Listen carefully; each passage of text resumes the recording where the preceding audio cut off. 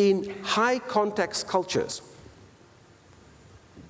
yes may mean yes, yes may mean no, and yes may mean maybe, depending on how the yes is messaged. So it's not just the words, it's actually the facial expression, the tonality of the voice, and the body language.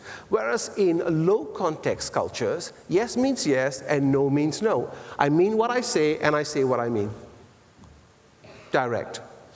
Think of some of the issues that comes up. I loved Dave Ulrich's definition of listening. Listening is not about, have you heard me, but have you understood what I meant? I love that definition. I thought, well, that's really good.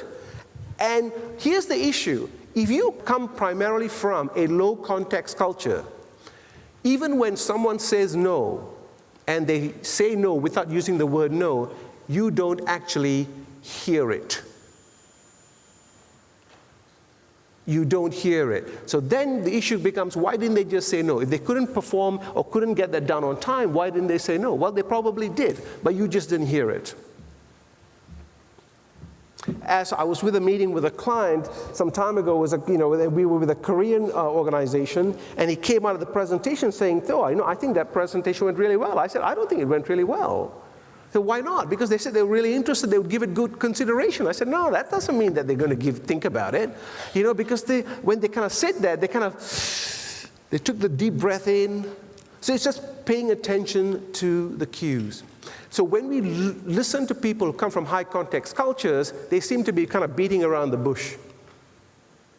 And we don't hear what they're saying. Whereas when we're coming from low context cultures, how it comes across to high context is, in fact, sometimes we come across as being very rude and very direct. They say, don't you have any heart? Can't you say it in a different way? So once again, different styles of communication. And think about that here. And once again, the thing to remember is that culture is very subjective. In Australia, we consider ourselves to be quite open and quite straight. We take pride in the fact that we call it as it is. I had a client recently who said to me, "Tom, I thought we were direct. I had a project manager who came from the United States, and at our first meeting, she had my whole team in tears." She said, "I now know what direct is."